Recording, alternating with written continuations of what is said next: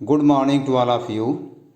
बच्चों, आज की क्लास में आप class 9th history lesson number 1 फ्रांसीसी क्रांति फ्रेंच रिवॉल्यूशन और लेसन नंबर 2 यूरोप में समाजवाद और रूसी क्रांति socialism in Europe and Russian revolution, इन दोनों अध्यायों का मानचित्र कार्य जानेंगे और समझेंगे। बच्चों, जो भी मानचित्र कार्य आपको बताया जाएगा वो पूर्णतया सीबीएसई के पाठ्यक्रम पर आधारित है। इसका मतलब यह हुआ कि आपको अपनी परीक्षा की तैयारी के लिए किसी भी प्रकार से भ्रमित होने की आवश्यकता नहीं है। आप को जो भी बताया जाएगा उसको ध्यान से समझेंगे और उसी में से आपको परीक्षा में आएगा। तो सबसे पहले जो है हम बात करते हैं फ्रेंच रेवोल्यूशन की, पहले अध्याय के मानचित्र की, जिसमें आपको 5 स्थानों को दिखाना है। पहला स्थान है बोर्दो, और बोर्दो जो है एक सी पोर्ट है जो कि दास व्यापार से संबंधित है। दूसरा है नांतेस। नांतेस भी जो है सी पोर्ट है जो कि दास व्यापार के कारण ही काफ़ी विकसित हुआ था। और तीसरा स्थान है पेरिस। पेरिस जो कि फ्रांस की राजधानी है। चौथा स्थान है मार्सिलेस, इसके भी महत्व के बारे में आपको पढ़ाया गया है। और 5वां स्थान है ब्रेस्ट, जो कि भय की लहर से अछूता उत्तर पश्चिम फ्रांस का एक स्थान है। और बच्चों, दूसरे अध्याय में आपको जानना है, चूँकि आपने प्रथम विश्व युद्ध के बारे में पढ़ा था दूसरे अध्याय में, तो आपने जाना था कि प्रथम विश्व युद्ध में 2 ग्रुप थे। एक ग्रुप को केंद्रीय शक्तियाँ कहा जाता था और दूसरे ग्रुप को मित्र शक्तियाँ कहा जाता था। तो केंद्रीय शक्तियों और मित्र शक्तियों में कौन कौन से देश शामिल थे उनको भी आपको मानचित्र पर दिखाना होगा। तो देखिए, जो है केंद्रीय शक्तियों में सबसे पहले जर्मनी है, फिर ऑस्ट्रिया हंगरी है और तुर्की है। और मित्र शक्तियों में यूनाइटेड किंगडम है, फ्रांस है, रूस है और संयुक्त राज्य अमेरिका है। तो इन सभी देशों को आपको मानचित्र में जानना होगा कि ये देश कहाँ पर हैं। तो बच्चों, सबसे पहले हम शुरुआत करते हैं अध्याय 1 से। और अध्याय 1 में आप देखिए, ये मानचित्र आपने अपने पुस्तक में भी देखा होगा और इसी मानचित्र में आपको ये सारे स्थान मिलेंगे। तो सबसे पहला जो स्थान है, जो पहला एक सी पोर्ट है, महत्वपूर्ण सी पोर्ट है फ्रांस का, वह है बोर्दो। तो बोर्दो की लोकेशन देखिए, आपको यहाँ पर दिखाई गई है। फिर से देख लीजिए इसको, ये है बोर्दो। फिर इसके बाद दूसरा है नांतेस। यह भी जो है कि एक सी पोर्ट है जिसकी स्थिति जो है आपको यहाँ दिखाई गई है। और तीसरा जो है मार्सिलेस है, जो कि दक्षिणी भाग में इसके है। मार्सिलेस यहाँ पर है। और चौथा स्थान जो आपको दिखाना है वह है पेरिस। पेरिस जो है इसकी राजधानी है, यहाँ पर है। और 5वां स्थान ब्रेस्ट है, जो कि उत्तर पश्चिम में स्थित है। यह जो है भय की लहर से अछूता था, यहाँ पर भय की लहर नहीं थी, यह प्रभावित नहीं था। तो आप इन 5 स्थानों को जो है मानचित्र में भर के प्रैक्टिस करेंगे।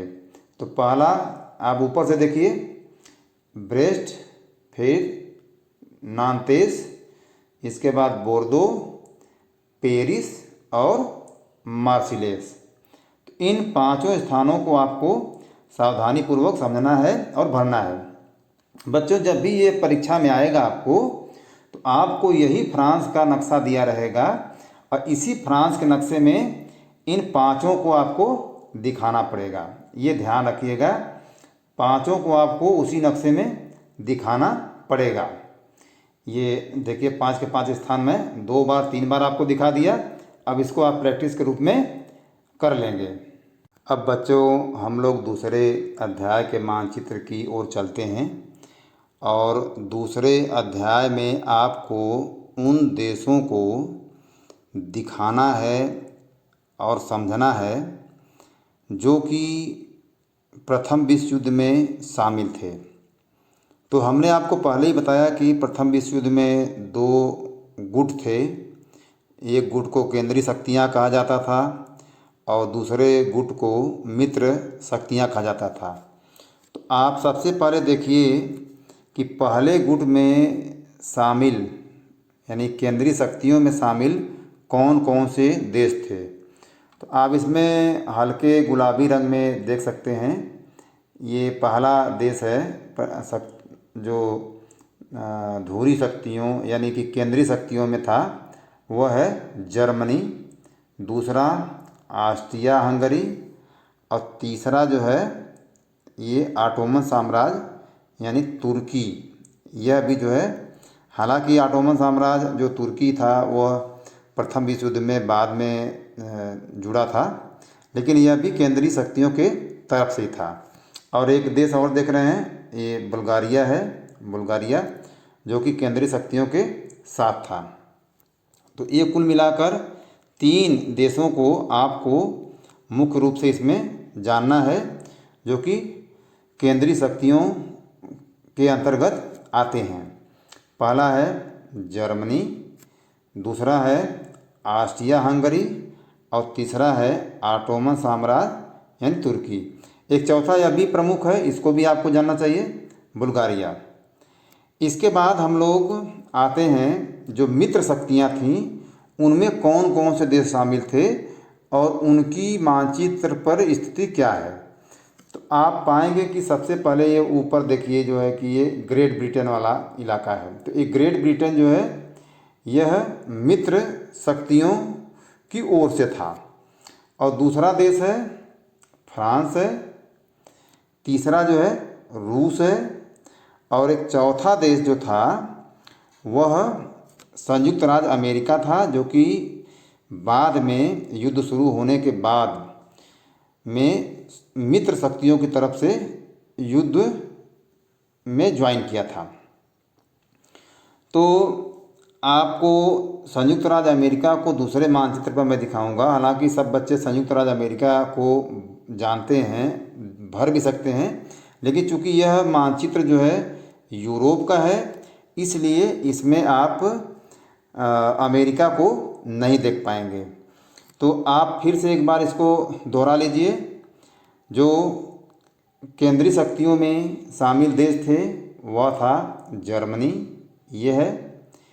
दूसरा है ऑस्ट्रिया हंगरी, तीसरा है तुर्की साम्राज्य यानी ऑटोमन साम्राज्य और चौथा है बुल्गारिया। तो ये कुल मिला के 4 देश आप जान लीजिए जो कि केंद्रीय शक्तियों में आते थे और उनकी मानचित्र परिस्थिति यह है।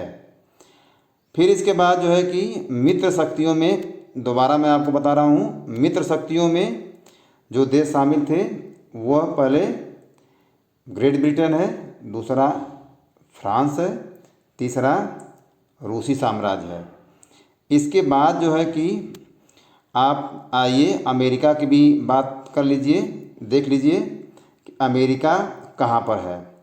तो यह विश्व का मानचित्र है, इस पर आप अमेरिका को देख सकते हैं कि अमेरिका जो है, जो देश है वो यहाँ पर है। ये ग्रीन कलर से दिखाया गया आपको, अमेरिका देश यहाँ पर है जो कि मित्र शक्तियों की तरफ से युद्ध में शामिल था। तो बच्चों आपको जो है कि इन दोनों अध्यायों का जो मानचित्र कार्य बताया गया है इसको अच्छे से एक बार प्रैक्टिस करेंगे, बनाएंगे, तब जाकर आपको समझ में आएगा। तो ज़्यादा नहीं है, मैं एक बार फिर से रिपीट कर देता हूँ, जल्दी जल्दी देख लीजिए। जो पहले अध्याय का है उसमें आपको फ्रांस के मानचित्र पर दिखाना है ब्रेस्ट, इसके बाद नांतेस, फिर इसके बाद जो है कि पेरिस, फिर बोर्दो, फिर जो है मार्सिलेस। ये 5 जगह हैं जो कि आपको दिखाना है। इसके बाद जो है कि जो दूसरा मैप है दूसरे अध्याय का, इसमें आपको जो केंद्रीय शक्तियों के अंतर्गत है उसमें दिखाना है जर्मनी को, ऑस्ट्रिया हंगरी को, तुर्की और बल्गारिया को। फिर इसके बाद जो है जो मित्र शक्तियां हैं उसमें दिखाना है ग्रेट ब्रिटेन, फ्रांस, रूस और अमेरिका, जो कि आपको इस नक्शे पर दिखाया गया है। तो आप देख लीजिए, ये है अमेरिका। तो बच्चों, ये दोनों अध्यायों का मानचित्र कार्य आपको बता दिया गया है। इसको आप प्रैक्टिस के तौर पर अपने मैप में भरेंगे और फिर समझेंगे। तो तब तक के लिए सभी को धन्यवाद। हम नए मानचित्र के साथ आपसे कल की कक्षा में मिलेंगे।